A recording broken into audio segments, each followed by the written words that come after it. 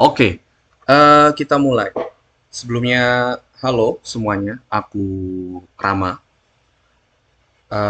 Aku lead dari GDGOC atau Google Developer Groups on Campus, tepatnya untuk chapter Telkom University Purwokerto. Em, ini mungkin apa ya? Ini aslinya video mau dibuat untuk eh, core team atau pengurus GDGOC yang periode sekarang yang mau lanjut ke periode selanjutnya. Dan intinya ini video sebenarnya dibuat untuk orang-orang di periode selanjutnya, untuk core team atau pengurus di periode selanjutnya. Nah, tapi karena mungkin bisa dibilang isinya membahas mengenai bagaimana, meskipun pada akhirnya sangat spesifik di GDGOC ya, tapi saya kira ada hal-hal yang bisa orang-orang di luar GDGOC ambil begitu. Karena ini akan membahas mengenai bagaimana cara mengatur atau mengurus sebuah organisasi, bagaimana sih caranya menjadi ketua organisasi. Bukan berarti cara yang benar ya, saya nggak tahu ini caranya benar atau salah. Cuma ini intinya adalah hasil belajar selama satu periode ini, dan mungkin itu bisa membantu banyak orang, banyak kalangan, tidak hanya untuk periode selanjutnya. Barangkali ini mau dipakai untuk GDGOC lain, mungkin ada yang nonton, atau mungkin ya siapapun lah, anyone bisa nonton ini, tapi pembahasannya akan fokus di apa ya? Ini ada judulnya, kenang-kenangan dari lead Gedegok Tiup. Gedegok Tiup itu plesetannya GDGOC Telkom University Purwokerto TUP. GDOC TUP plesetannya Gedegok Tiup 2004-2025. Dan sekali lagi, apa yang saya bicarakan di sini itu bukanlah suatu kebenaran yang mutlak layaknya wahyu atau sabda nabi. Bukan, ini sifatnya saran. You guys can boleh pakai ini, boleh tidak, atau bahkan mengkritisi apa yang disampaikan di video ini. Tapi intinya video ini adalah akan saya pusatkan untuk orang-orang di periode selanjutnya yang akan melanjutkan jadi GOC TUP di periode selanjutnya. Dan itu untuk konteks dari video ini dibuat. Jadi siapapun yang akan menonton video ini semoga bisa dapat sesuatu dari video ini. That's it. Audiensnya tadi udah dijelasin ya. Sebenarnya semuanya cuma akan lebih fokus untuk orang-orang atau core team di periode selanjutnya. Disclaimer tadi udah, jangan begitu aja percaya. Kalian boleh kritisi apa yang disampaikan di sini. Dan ya, prinsip prinsipnya harusnya semua orang ini ya tidak mudah percaya dengan apa yang diucapkan orang lain di internet. Ini mungkin akan di-share di YouTube atau LinkedIn, jadi ya jangan mudah percaya lah. Kalau jangan percaya sampai kalian bisa ngebuktiin sendiri kalau itu udah bener. Jadi silakan resapi, kemudian kritisi, kemudian buktikan apakah yang ada di sini, insight-insight yang ada di sini itu works atau tidak. Silakan buktikan sendiri, jangan begitu aja percaya. Oke, em, kita masuk ke sebelum mungkin menjelaskan apa apa aja sih insight atau kenang-kenangan yang didapat, itu kita bakal bahas dulu mengenai apa aja sih yang udah kita lakukan selama satu periode ini. Itu kan jadi apa ya? Biar ada bayangan gitu. Mungkin bagi periode selanjutnya nggak kebayang sebenarnya atau agak-agak lupa mungkin. Misalnya pengurus lama mau lanjut, ataupun yang orang umum yang nonton video ini, siapapun yang nonton video ini, mungkin biar lebih jelas kita harus perjelas dulu kita udah ngelakuin apa aja sih di periode ini. Dan mungkin kita bisa hmm, cek Instagram kali ya. Sebentar, kita buka dulu Instagramnya. Oke, sebentar. Videonya nggak kelihatan ya. Kita bring it up.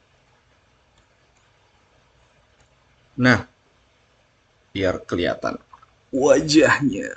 Oke, kita lihat dulu apa yang udah kita lakuin. Ini sambil aku lihat-lihat juga ya. Wow, lumayan banyak. Kita dulu start dari, nah ini, dari sini sih.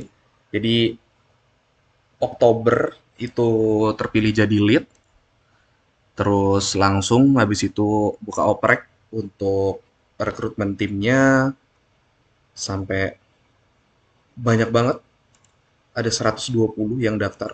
Tuh jumlah yang sangat banyak, terhitung banyak. Terus kita lakukan interview, sampai akhirnya orang-orang inilah yang terpilih. Gitu. Ada 20 orang di satu tim. Jadi dari 120 ini kita interview sekitar, kalau nggak salah ada 40 sampai 50 orang.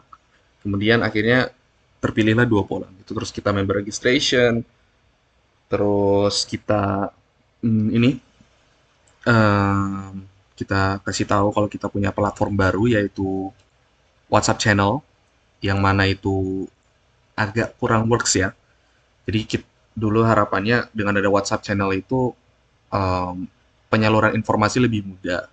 Tapi ternyata ujung-ujungnya ya jadi kurang efektif karena kalau WhatsApp channel kan nggak bisa ngobrol ya, cuma kayak adminnya nge-share informasi. Nah itu kurangnya di situ. Nggak ada interaksi dan membosankan gitu.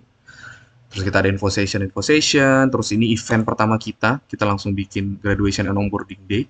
Jadi setelah mereka direkrut itu langsung kita disuruh bikin event ini. Buru-buru sebenarnya, ini agak diburu-buru.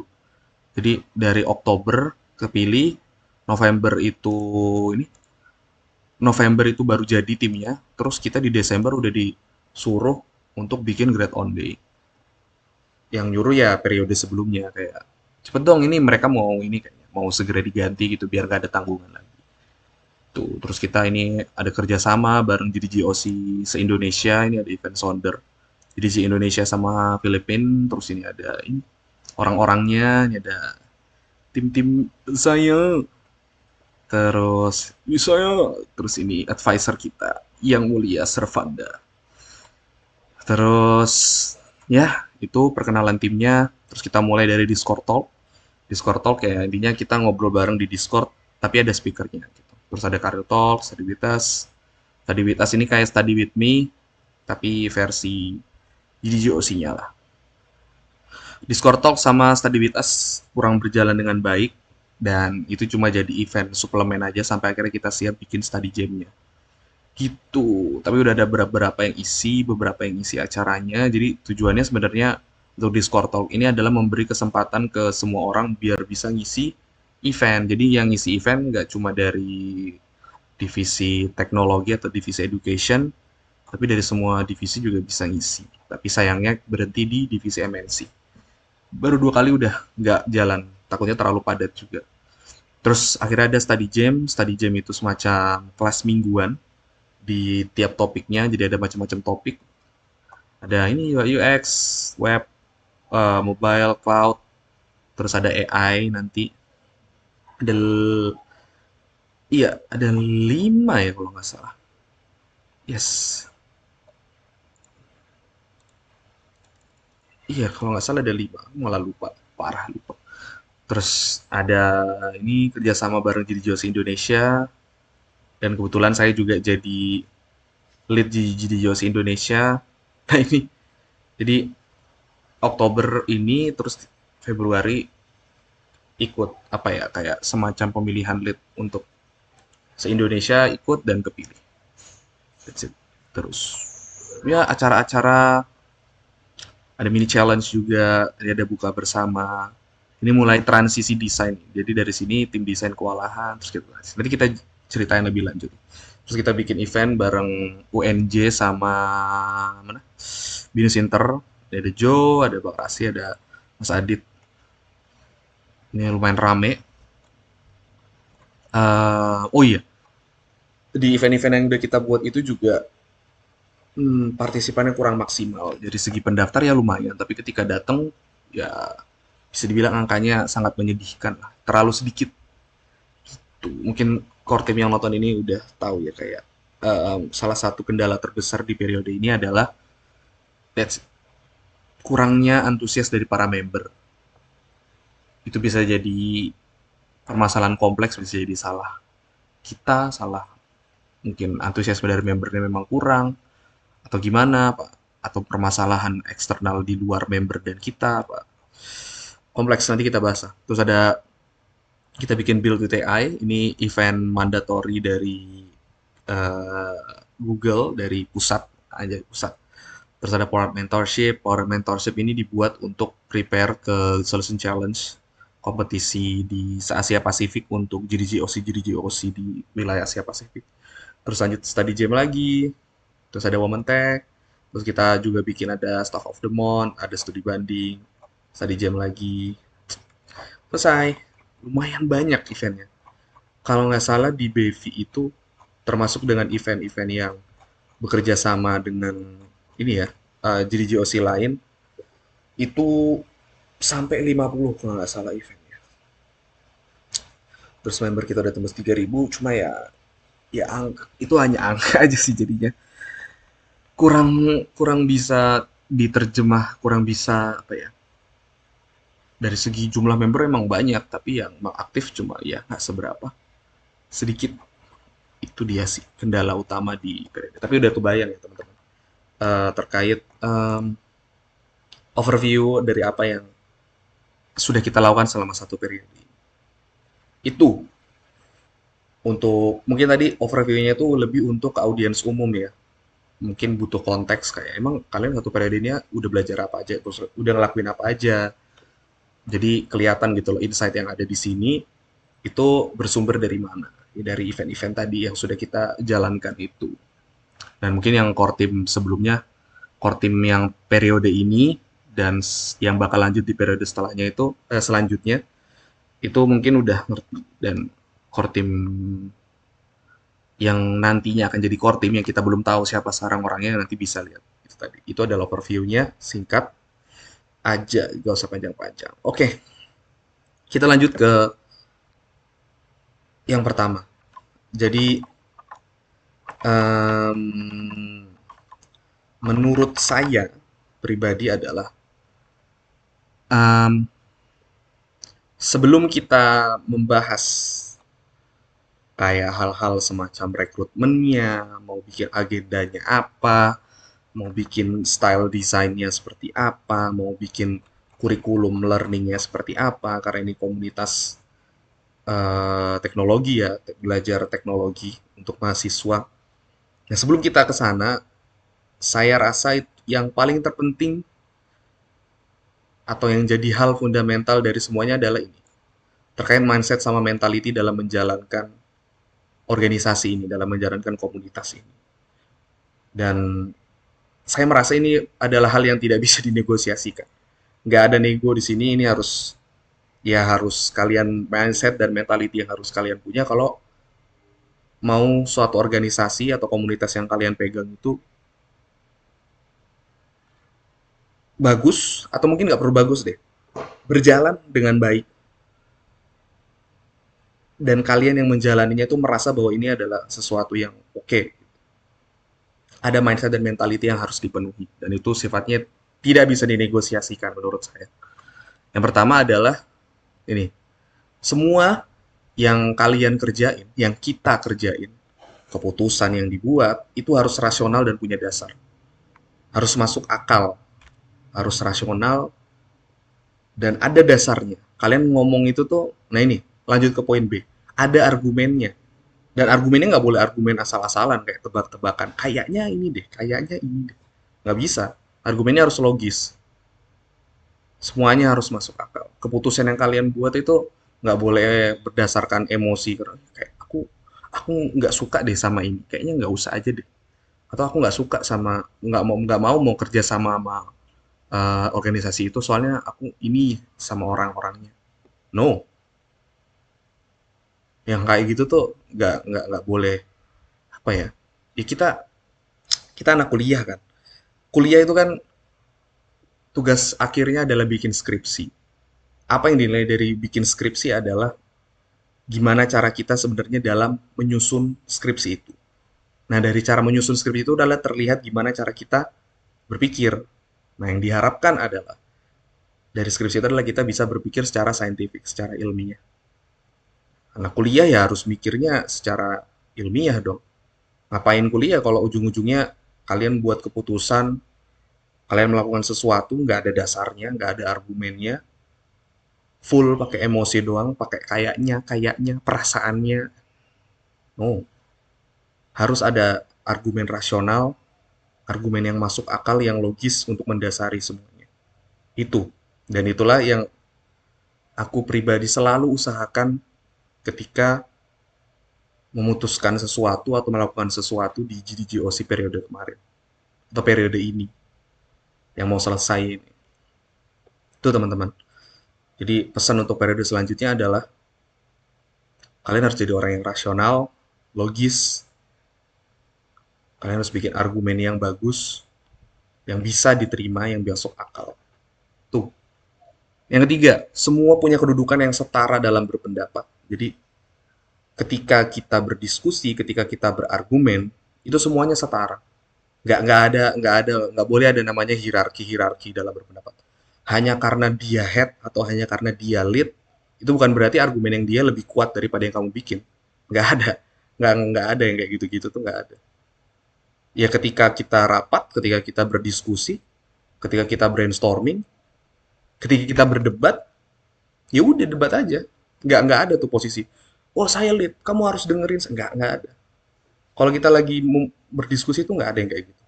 Mau lead kayak, mau member kayak, mau core team biasa kayak, mau head kayak, semuanya setara.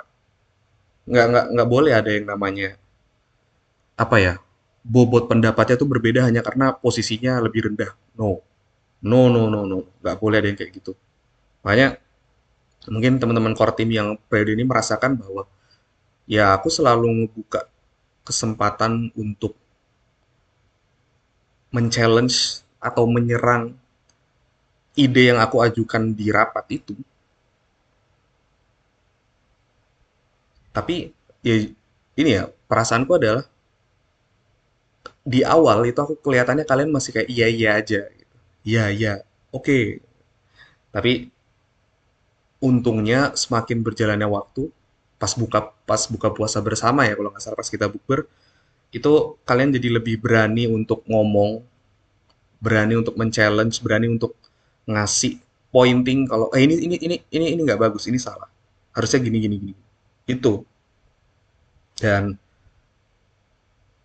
itu kalau semuanya punya mindset dan mentalitas yang seperti ini, yang namanya rapat, yang namanya meeting, sing, apapun namanya itu jadi lebih ya lebih enak aja lah.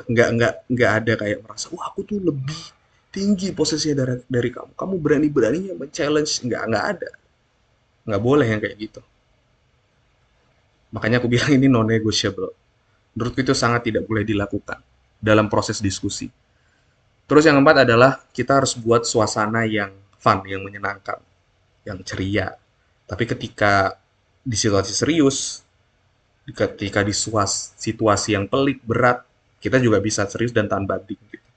Kita nggak cengeng, nggak dikit-dikit ngambek, nggak nggak ada apa namanya, ada perdebatan dikit, baper, merasa dikucilkan, direndahkan, nggak boleh ya kayak gitu. Jadi ya intinya kita harus so akrab sih di awal itu yang namanya belum akrab ya kita pasti harus membuka diri kita mengakrabkan diri dengan yang lain mendekati yang lain memulai pembicaraan kita buat suasana yang menyenangkan yang free yang ceria yang bikin orang tuh kalau ketemu jadi ya isinya nggak capek doang ada seneng-senengnya juga ada bercanda-bercandanya ya kayak periode inilah kalian contoh di periode ini kan em, memang ada beberapa orang yang memantik keseruan dan kesenangan itu, keceriaan itu. Ada orang kayak Rion, ada orang kayak Gaska. Yaitu mereka bisa ngebuat suasana itu karena emang karakter mereka seperti itu. Nah, gimana kalau nggak ada orang seperti itu? Makanya kalau bisa ya, ya kita harus punya mentalitas itu dulu gitu. Kita harus punya mindset bahwa kita pengen bikin ini tuh nggak cuma berat, menyebalkan, dan susah. Kita juga mau bikin ini menyenangkan dan membuat ceria gitu loh ketika dijalani. Itu sih. Kalau mau organisasinya berkesan dan memberikan kesan yang baik, bukan kesan yang buruk doang. Dan kayaknya sih, aku ngerasanya ngelihat dari apa yang terjadi di periode ini, setidaknya sampai sekarang tuh, kurang lebih periode ini bisa dibilang menyenangkan lah. Aku sendiri ngerasanya gitu. Tuh, semoga itu bisa berlanjut, situasi, vibes ini. Terus yang kelima, siapapun itu, apapun role-nya, di sini itu tempat belajar. Jadi, gimana ya? Ini bukan perusahaan yang kalau kita salah terus kita boom bangkrut, enggak. Kita salah pun jadi Josie tetap bisa jalan gitu loh. Kalian salah melakukan sesuatu, ya kalian bisa dimaafkan. Itu masih bisa dibenerin kesalahannya. Bukan kesalahan fatal yang gimana-gimana. Even di tempat kerja pun melakukan kesalahan adalah hal yang biasa gitu loh. Kecuali kesalahan yang berat, yang pidana, yang kriminal itu berbeda. Maksudnya di sini adalah ketika kita ngerjain sesuatu, even itu jadi lead sendiri, kita pasti bakal namanya ngelakuin kesalahan. Makanya maksud aku di sini adalah ya jangan takut salah gitu. Karena udah pasti kalian bakal buat kesalahan. Ngapain takut salah? Wong kalian takut salah aja tetap salah gitu loh. Ya nggak usah takut. Tetap tetap aware aja kalau kalian tuh bisa buat salah. Lebih berani lah melakukan sesuatu tuh lebih berani berinisiatif. Gak usah kayak takut. Wah, aku takut dianggap nggak bisa kerja. Ya emang kalau emang kenyataannya nggak bisa kerja emang kenapa? Kan justru lebih keren kayak awalnya dianggap nggak bisa kerja, terus 3 bulan setelah itu kamu bisa jadi performanya paling bagus. Malah keren kan? Apa salahnya gitu kalau nggak bisa kerja? Ya tunjukin aja nggak ada masalah emang nggak bisa kerja. Misalnya lead salah buat keputusan, ini nggak bisa jadi lead. Ya mungkin emang bener omongannya mereka nggak bisa jadi lead yang bener gitu. Tapi kita buktikan dalam sebulan 2 bulan setelah itu ya ini hasilnya loh. Aku udah improve, malah lebih keren kan ujung-ujungnya kalau kayak gitu. Jadi nggak usah takut bikin kesalahan. Di sini juga bukan tempat kita jago-jagoan, mau keren-kerenan, mau menang-menangan. Ya kalau mau jago-jagoan, keren-keren, menang-menangan, ikut kompetisi aja, jangan ikut organisasi gitu loh. Organisasi ini wadah untuk mahasiswa belajar. Komunitas jadi JOS ini wadah untuk mahasiswa belajar. Belajar mengorganize suatu komunitas bagi pengurusnya, dan belajar bagi membernya, ya belajar teknologi yang kita sediakan gitu, kelas-kelas yang kita sediakan. Itu, ya nggak usah takut salah, pesan dari aku itu. Terus ini, poin selanjutnya adalah biasakan berargumen. Ini aku highlight aja deh, mulai banyak nih soalnya. Biasakan berargumen karena ya perbedaan pendapat itu hal yang sangat wajar. Dan kalau kita udah terbiasa berargumen, berbiasa menghadapi situasi di mana pendapat kita berbeda, ya kita jadi nggak lebih baper gitu dalam berargumen. Jadi udah biasa aja, ya udah. Berbedaan pendapat terus ternyata yang dipilih bukan pendapat kita, ya emang begitu kan. Masa mau semua pendapat yang berbeda itu diterima, kan nggak mungkin. Jadi ya bukan berarti pendapatnya salah atau gimana. Ya mungkin memang di situasi itu yang paling tepat bukan pendapat itu gitu. Tapi intinya gini, eh, sering aku lihat ketika meeting itu nggak tahu ya, di awal-awal tuh orang-orang kayak pada takut mau ngomong gitu loh. Mungkin antara takut kelihatan sok-sokan atau takut salah, takut dikomentarin.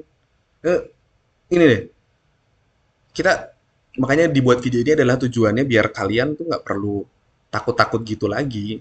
Apa? Ya karena kita udah pada sadar gitu loh. Oh ya, emang berpendapat adalah suatu hal yang biasa, berargumen adalah suatu hal yang biasa, perbedaan pendapat, perdebatan bahkan mau sampai sengit, perdebatannya panas, asal tidak sampai menghina-menghina satu sama lain ya. Ya, ya udah gitu. Kenapa sih? Justru bagus dengan kita berani berpendapat ya setidaknya orang-orang yang ada di situ tuh jadi tahu, oh kamu mikirnya kayak gini. Setidaknya leadnya nanti tuh jadi tahu gitu loh. Oh kamu mikirnya ternyata kayak gitu, kamu mikirnya kayak gitu, kamu kayak gitu kayak gitu. Nggak perlu ditanya. Menurut kamu gimana? Menurut kamu gimana? Itu kayak udahlah kita kita kita jadi jangan jangan jadi orang yang seperti itu. Jadi orang yang berani berpendapat aja. Ya udah luwes aja, keluar aja, ekspresikan aja pendapatnya gitu. Nggak usah takut-takut, takut dianggap inilah, apalah itulah. Eh, jangan kayak gitu ya. Itu selain itu dilihat nggak enak, itu memperlambat proses diskusi, menyebalkan itu hal yang kayak gitu. Jadi bukannya kalian malah aman dari apa ya anggapan buruk dari orangnya, justru ya kalian jadi makin kesel di situ karena diskusinya jadi malah makin lama dan lain-lain. Oke, biasakan berpendapat, biasakan berargumen, jangan baper. Even kalau ada nanti di core team selanjutnya kayak aku ngerasa aku dianggap sok-sokan sama dia, ya udah sih, ya udah gitu loh. Nanti juga ada suatu saatnya dia bakal harus berpendapat. Nanti kita lihat aja. Karena udah setidaknya tuh jangan sampailah ada hal yang kayak dianggap berpendapat itu sok-sokan. Eh, jangan ya. Biasa aja lah. Orang berpendapat tuh biasa. Orang mengeluarkan pikirannya tuh hal yang biasa, bukan hal yang mau cari muka dan lain-lain tuh enggak. No, bukan kayak gitu. Terus jangan memutuskan sesuatu berdasarkan nah ini ada hubungannya sama poin pertama dan kedua tadi. Jadi ya ya harus rasional. Apa yang kita pikirkan, apa yang kita putuskan, itu harus atas dasar yang rasional dan tervalidasi. Nggak boleh, nggak boleh cuma berbasis asumsi dong. Kayaknya, kayaknya gini deh yang bener deh. Kayaknya em, orang-orang tuh maunya ini deh. Tadi tadi temanku bilang dia maunya gini. Terus dari sana kita anggap bahwa hanya karena temanmu nganggap gitu, kita nganggapnya semua orang di kelompok dia, prodi dia, kelas dia. Nah, kita kita anggap mikirnya seperti dia. Itu kan namanya overgeneralisasi ya, sesat pikir. Jadi makanya ya namanya satu sampel itu tidak bisa mewakili keseluruhan sampel. Butuh beberapa sampel yang lebih banyak untuk menentukan keadaan dari suatu kumpulan sampel. Ngerti nggak maksudku? Itu statistik dasar banget sih. Makanya boleh kalian mengasumsikan kayaknya gini deh. Tapi jangan lupa divalidasi. Bener nggak itu kayaknya udah bener belum? Nah, kalau belum benar itu jangan dijadiin basis untuk memutuskan sesuatu. No, no, no, no. Nggak boleh. Harus tervalidasi. Asumsinya itu harus tervalidasi dulu, ditambah rasionalitas, baru kalian boleh memutuskan sesuatu. Oke? Okay? Penting banget ini buat periode selanjutnya. Terus harus 3 kali untuk berpikir kritis. Ajukan pertanyaan kritis di setiap aspek. Jadi mungkin aku aku pribadi merasa, aku selalu menunjukkan sisi ini ketika kita lagi membahas sesuatu, berdiskusi, merundingkan sesuatu. Misalnya A keluar, secara otomatis di pikiranku adalah kenapa harus A, kenapa enggak B, gitu. Atau kenapa A aja deh. Misal kita nggak tahu B-nya apa, kenapa A? Kenapa harus A? Emang iya pilihannya cuma A. Bukannya ada ini, bukan ada pilihan ini, bukannya ada ini. Gak apa-apa. Biasakan aja itu berpikir kritis kayak, lah kenapa harus gitu? Lah kok kayak gitu? Kenapa nggak kayak gini? Lah bukannya itu kayak gitu ya? Nah itu tuh pertanyaan-pertanyaan yang harus diajukan setiap sebelum kita memutuskan sesuatu. Nggak apa, dikritisi aja. Kalau situasinya tepat untuk mengkritisi, gas. Kalau emang pengkritisiannya itu esensial, ucapkan, utarakan. Jangan disimpan-simpan sendiri, wong. Wong kadang tuh kita tuh butuh pengkritisian itu. Karena kita ngerasa kayak, oh udah mau deal nih keputusannya. Tapi ada celah. si pembuat keputusannya itu nggak nyadar kalau ada celah di situ. Nah, makanya harus itu tuh perannya kritis itu di situ. Jadi kalian tahu, oh ya ini kayaknya nggak bener nih. Ada yang kurang nih. Kayaknya masih bisa diimprove. Kurangnya di sini, ininya di sini. Itu makanya pentingnya berpikir kritis tuh di situ. Oke? Ini ada hubungannya sama berpendapat tadi sih. Biasanya ya kalau orang udah oke berpendapatnya udah dia udah pede, nanti nanti cara dia mengkritisi itu tumbuh dengan sendirinya biasanya.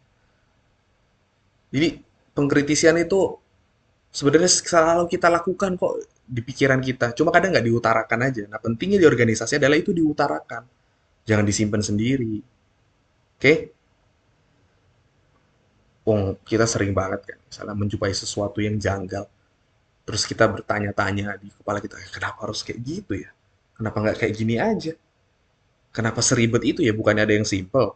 Nah, itu kan terjadi, itu sering terjadi di pikiran kita. Nah, itu diutarakan. Apalagi kalau kita pengurus, itu bos.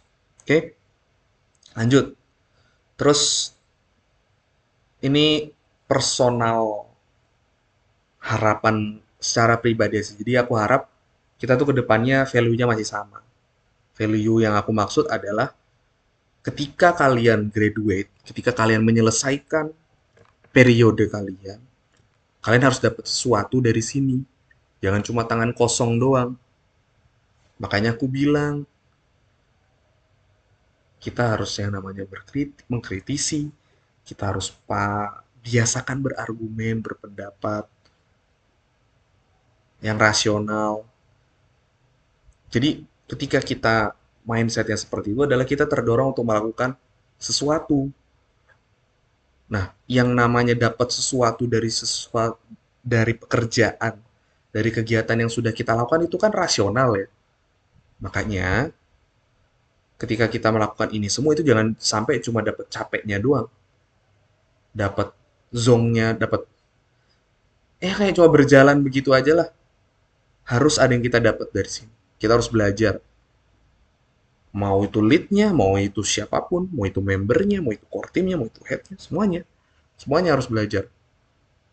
Ada yang dia dapat dari sini. Ada sesuatu yang dia pegang ketika ketika dia keluar dari sini. Oke, ya kalau aku sendiri apa yang aku dapat dari periode ini ya aku bisa bikin video ini dan video ini adalah mencerminkan apa aja sih yang udah aku dapat. Insight dan pengetahuan apa aja sih yang sudah aku serap dari pengalaman selama ini gitu. Oke. Terus poin J ya. Jangan takut untuk membicarakan rasa tidak enak eval sana. Nah ini.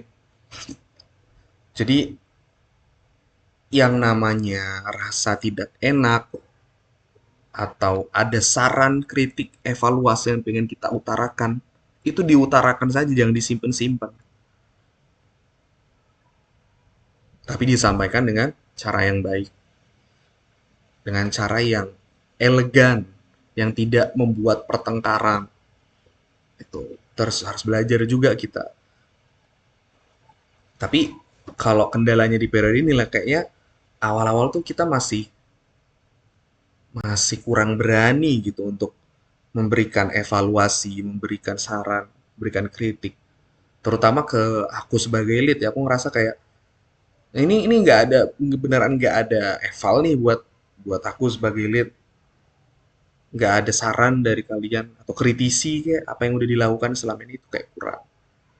Makanya aku bilang di sini kalimatnya jangan takut karena aku ngerasanya kayak kalian kayaknya sungkan deh, kayaknya takut deh. Jangan guys, itu nggak usah takut. Bedanya kalian, bedanya lead sama pengurus head atau itu cuma beda di ini aja kok perannya aja. Nggak bukan perbedaan kayak perbedaan derajat, perbedaan perbedaan apa ya? Tingkatan kasta. Nggak kayak gitu organisasi ini berjalan. Makanya perlu untuk diutarakan itu semua. Dan kalau tidak diutarakan itu malah berakibat buruk nanti. baik untuk lead-nya, baik untuk head-nya, baik untuk semuanya. Nah, daripada masalah itu muncul hanya karena tidak ada evaluasi, tidak ada masukan, ya jangan sampai masalah itu terjadi lah. Kayak kan lucu ya, masalahnya sebenarnya bisa-bisa dicegah hanya dengan kita ngasih evaluasi ke orang lain. Tapi kan itu nggak dilakuin, masalahnya jadi tambah gede, tambah kemana-mana. Itu jangan. Ngomongin aja, ngomong. Kalau nggak berani di depan umum, ngomong ke orangnya langsung atau lewat siapa, lewat ya gitulah, pinter-pinter lah cara-cara elegannya. Dan yang paling penting adalah dari posisi yang manajerial kayak lead dan head, ya juga harus membuka diri gitu untuk kayak membuka dirinya untuk dikritisi. Kayak, hey guys, kalian ada kritik gak? Ada eval nggak buat aku? Dengan kalian membuka diri seperti itu bisa jadi starting point yang bagus untuk membuat semuanya melakukan hal yang sama. Gitu. Karena kalau dari segi pemimpinnya aja udah begitu, itu secara tidak langsung akan membuat um, anggotanya juga akan perlahan mengikuti seperti itu. Makanya harus dibuat kultur bahwa semua orang bebas ngasih pendapat, bebas ngasih eval, ngasih saran, ngasih kritik. Gak perlu takut. Ini kayak diulang-ulang aja sih sebenarnya. Tapi intinya ya mirip-mirip. Terus biasakan untuk berpikir dari berbagai sudut pandang. Nah ini penting. Hmm. Jadi kita kan masih muda ya, relatif muda umurnya. Bahkan kalian mungkin yang lanjutin periode selanjutnya masih di bawah 20 gitu umurnya. Bukan kayak orang tua ya ngomongnya. Ya, ya aku juga masih muda. Maksudnya belum tua-tua banget lah.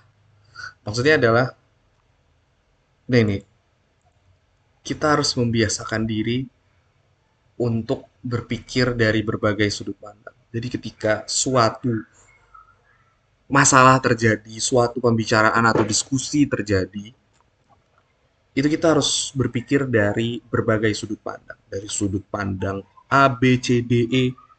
Misalnya di meeting itu kita mau ngebahas permasalahan mengenai member. Ya kita harus jangan cuma dari pakai sudut pandang dari pengurusnya doang, ya harus dari pakai sudut pandang dari membernya juga.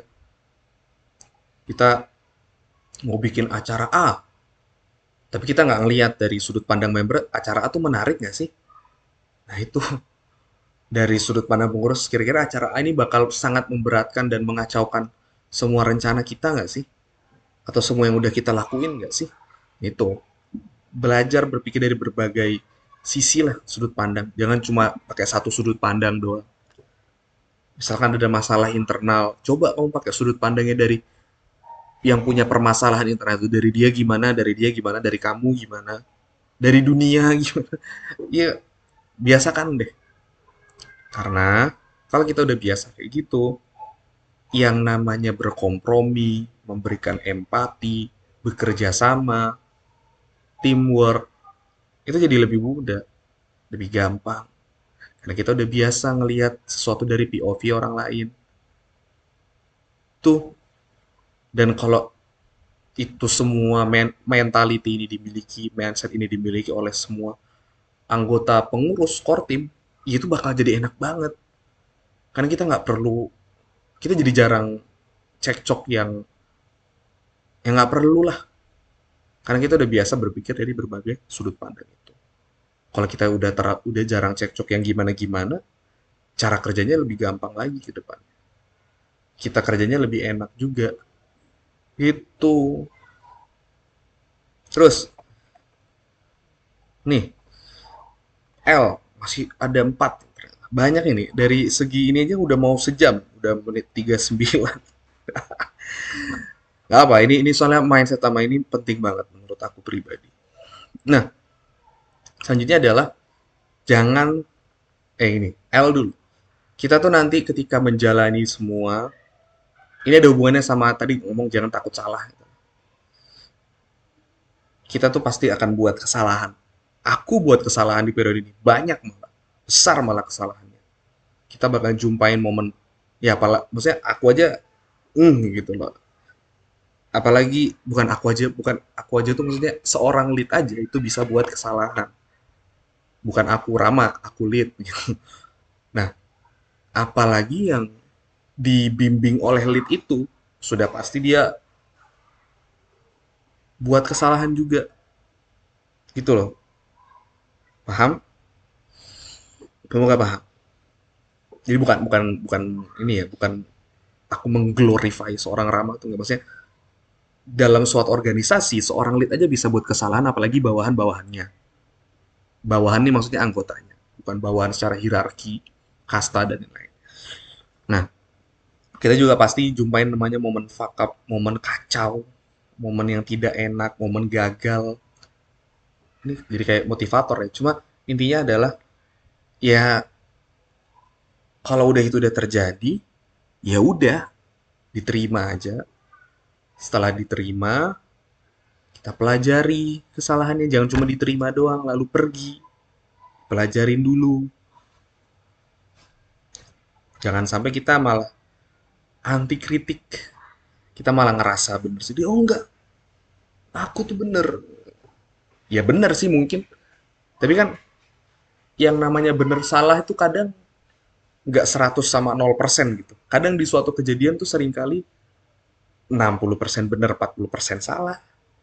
Keputusan nih kadang 40% salah, 60% bener. Sama ya.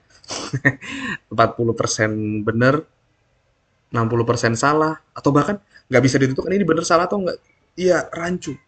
Nah makanya kita kalau udah ngelakuin sesuatu, mau itu udah capek, mau apa, kita tuh masih mungkin salah hanya karena kita melakukan sesuatu itu dengan jerih payah yang luar biasa karena aku kerjain ini lelah sekali, aku sudah mengorbankan 200 malam untuk mengerjakan ini semua, tapi kalian tidak bukan kalian tidak menghargai, kita tuh ngasih ini loh salah bro, hanya karena kita udah ngerjain itu lama, bukan berarti itu akan benar dengan sendirinya teman-teman.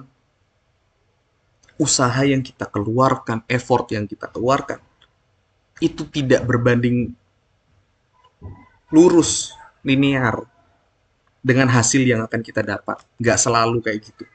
Hanya karena kita capek ngerjainnya. Itu bukan berarti kita hasilnya nanti bakal bagus tuh enggak.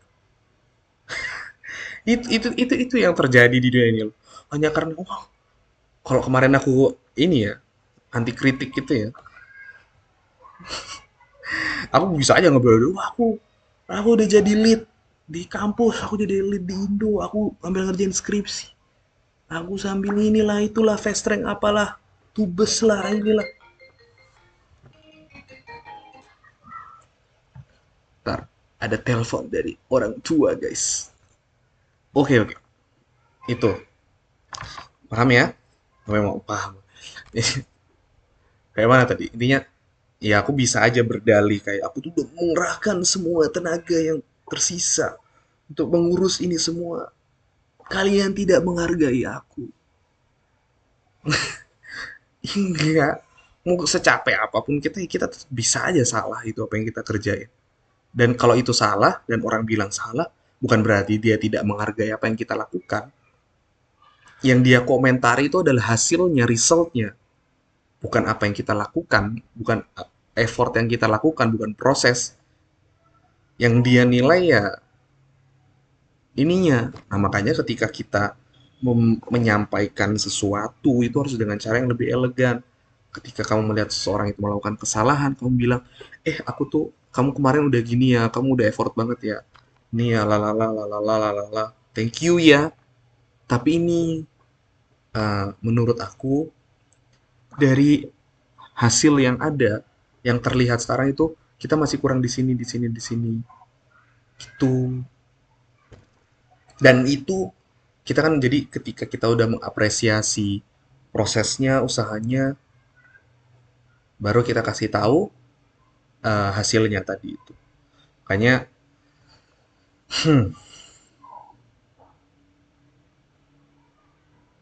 belajar, jangan manja gitu loh. Jangan ngerasa benar sendiri. Lanjut ke poin selanjutnya, jangan anti kritik. Ini lebih lebih enak deh. Jadi ketika kita dapat kritik dan eval itu pasti kita kesel kan. Kita jengkel, kita pahit, kita merasa bahwa usaha kita tidak diakui. Ya, ya namanya kerja gitu. Mau kalian kerja 1.000 jam ya tetap aja bisa ngakuin kesalahan. Dan kalau salah ya rasain, terima aja. Kita emang nggak sejago itu gitu. Kurang-kurangi bapernya. Namanya kerja di organisasi, bareng orang, komunitas, apalagi nanti kerja. Udah, kita dapat kritik, mau secapek apapun kita, ya udah gitu loh. Itu part of the job lah, part of the work yang kita lakukan. Nggak usah kayak, wah, dunia tidak menghargai. Nggak ada. No, nggak ada juga. Kayak kita emang nggak sejago itulah. Oke? Okay? Hanya karena kita udah capek. Bukan berarti kita nggak bisa buat kesalahan. No. Sangat mungkin semua orang bisa buat kesalahan. Jadi ketika ada eval, terima. Nah, lanjutnya ini penting banget sih menurutku. Semua orang yang, jadi kita semua itu punya yang namanya potensi. Tapi juga punya yang namanya kekurangan. Tugas kita di sini, di komunitas ini, di organisasi ini, yaitu untuk ngebantu biar bisa saling bertumbuh, saling mengembangkan potensinya, saling menerima kekurangannya, lalu dibenahi secara perlahan. Jadi kita embrace keadaan kultur yang bisa membuat orang tuh senang dalam berkembang, dalam bertumbuh. Jangan kok ketika orang ada potensinya bagus, dipuji-puji, kamu keren sekali, kamu menggendong. Tapi ketika buat salah, semuanya pergi, semuanya hilang, semuanya sinis ke orang. Ah, kirain dia jago ini, ternyata dia ini ya. Janganlah yang kayak gitu tuh. Dua-duanya gitu, dua-duanya kita terima semua. Dia punya potensi, wow, good. Dia punya kekurangan, ayo kita benerin bareng-bareng. Jangan cuma potensinya doang yang dipuja-puja. Tapi ketika dia ada kekurangan, kalian pergi, kalian menjauh, kalian ngatain dia. Itu sering banget tuh di kerjaan, di organisasi. Giliran keren dipuji-puji, giliran dia salah. Tuh. Dan itu udah sering aku lihat terjadi gitu. Dan untungnya nggak sering terjadi di aku ya, tapi di orang lain tuh sering banget. Makanya kita ciptain yuk bareng-bareng lingkungan yang nyaman untuk orang tuh mau tumbuh bareng. Potensinya diokein, diterima, dikembangkan. Kekurangannya juga kita terima. Jangan cuma potensinya doang yang diterima. Oke? Tuh, terakhir nih. Udah untuk bahas mindset aja sejam ya. Intinya adalah, yang terakhir intinya, jangan ambil banyak tanggung jawab secara bersamaan. Jadi, kuliah sama GDGOC aja itu udah berat gitu loh. Jadi jangan nekat tambah tanggung jawab yang lain yang bisa bikin performa kita tuh nggak maksimal. Contoh nih, aku sendiri, salah satunya dosa yang aku lakukan ya, aku semester 6, aku fast track, aku ngambil skripsian, masih berani-beraninya ngajuin diri jadi lead tiup, lead dari dua lagi, lead TUP sama lead nasional, lead Indonesia, masih ngurusin pesantren, masih nyiapin magang. Ya akhirnya aku jadi kurang maksimal gitu. Performa yang aku berikan di GDGOC TUP jadi nggak sebagus ketika aku hanya fokus di kuliah sama GDGOC TUP. Tapi udah terjadi.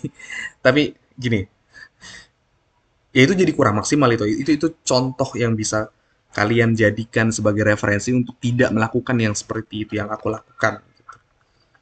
Ya karena kalian jadi harus bagi-bagi pikiran, kalian harus jadi gampang capek. Seringkali ketika ngurusin GDGOC malah sisa-sisa tenaganya doang. Karena udah dihabis di hal yang lain.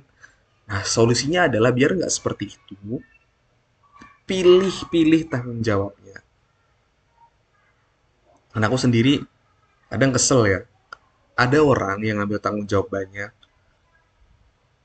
Ini terjadi di periode sebelumnya, di divisiku sendiri, sebut aja. Gitu. Orangnya oke, ambis, dia ngambil banyak tanggung jawab, dia ngambil banyak hima lah, apalah, lomba lah, inilah, itulah, apalah, segala macam semuanya. Tapi ketika disuruh kerja, sorry ya, aku ada ini, aku ada ini, aku ada ini lah ini.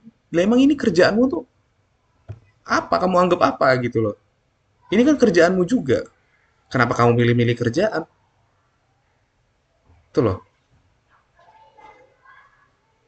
Hanya karena "Oh, itu aja suruh dia, dia kan lagi ini." Ya enggak, ini jadwalnya kamu kerja. Masa dia semua yang ngerjain? Kamu selama ini izin-izin mulu. Jangan jadi orang yang kayak gitu ya, teman-teman. Nggak, nggak keren, nggak bagus, nggak elegan, jelek yang kayak gitu. Makanya pilih tanggung jawab yang mau kalian ambil tuh apa. Tentukan. Jangan kok mau diambil semuanya. Ini kayaknya seru nih, gini gini ambil. Ini ambil, itu ambil, itu ambil. Dikira dikasih kerja di Garuda, sorry ya, aku ada ini, aku ada rapat, aku harus ngerjain ini. Ada aja alasannya. Nggak kerja jadinya. Nggak kerja, dia nggak dapet apa-apa di GDGOC, datang-datang doang, absen muka, hihi hahaha doang-doang, makan-makan doang, bukber-bukber doang. Nggak dapat esensi apa-apa, dia nggak kerja juga, cuma buat nambahin CV-nya doang. Ngapain mau nambah CV doang? Palsu dong CV-nya kalau kayak gitu. Kamu aja nggak kerja gitu. Ada meeting juga sebulan sekali, meeting juga nggak sering. Izin, izinnya karena ada rapat di Himalaya. Ya kan sama-sama ya. Kalau kamu kayak gitu ya kenapa ambil ini juga gitu loh. Jadi ketika kita apply itu udah jelas gitu loh mindsetnya bahwa ini tuh tanggung jawabku. Kalau aku diterima ini jadi tanggung jawabku, aku harus tanggung jawab dengan ini. Aku harus ngasih kontribusi di sini, aku ngasih perform di sini. Nggak keren sama sekali itu orang-orang yang aktif, yang kegiatannya banyak, kelihatan keren. Wah, dia banyak event, dia ngurusin ini itu. Tapi giliran disuruh ngerjain ini yang simpel sebenarnya. Sorry ya, aku nggak bisa datang. Aku sorry kemarin aku di chat, aku lagi ini. Lah, ini kan tanggung jawabmu. Jangan jadi orang kayak gitu ya, teman. Nggak bagus, nggak keren sama sekali. Mau kegiatanmu 1.000 kayak, tanggung jawabmu 2 juta kayak, 2 juta posisi di seluruh dunia ini. Nggak bisa kerja ya sama aja, bohong. Nggak bisa kerja itu namanya. Makanya kalau kita emang nekat, kita mau mau ngambil banyak hal tanggung jawab di satu waktu, sibuk tuh nggak boleh dijadiin alasan untuk tidak berkontribusi dan tidak perform. Dan aku udah nunjukin itu gitu. Sesibuk apapun aku, ya aku selalu hadir, selalu muncul, selalu bantu mikir, bantu ngarahin. Bukan berarti sombong atau gimana, ya itu yang harus dicontoh gitu loh. Kalian emang mau ngambil banyak, lakukan semuanya. Kalian harus perform di semuanya. Nggak boleh milih-milih. Kalau kalian nggak bisa kerja di saat itu, bilang, aku nggak bisa kerja ini, lagi ada ini, aku kerjain nanti ya. Jangan cuma nggak bisa terus dioper ke yang lain. No, nggak gitu cara main kita di sini. Semua orang harus kerja, semua orang sama, siapapun itu, mau presiden PBB kayak daftar jadi apa staff di komunitas GDGOC atau komunitas foto, ya dia harus kerja. Mau dia presiden PBB, kerja sesuai posisinya. Mau kamu sibuk kayak apa? No. Tanggung jawab. Jadi orang yang elegan. Itu dia untuk bagian pertama ya. paling penting tentang mindset dan mentality. Itu non-negotiable, tidak bisa dinegosiasikan. Kalau kalian mau bikin komunitas, organisasi yang bagus, ya poin-poin ini setidaknya jalankan. Hidupkan mindset dan mentality yang seperti ini dalam organisasi dan komunitas yang mau kalian bikin. Kalau kalian mau bikin ini, jadi bagus. Itu dulu dari aku, itu kayaknya untuk yang pertama, bagian pertama, tentang mindset mentality dan konteks dari series ini mungkin. Jadi series ya, karena lama banget, 55 menit. Oke, itu dari aku dulu. Kasya Zulfikar Ramadan, Lead GDG OC on Campus, Telkom University Purwokerto. Bye-bye.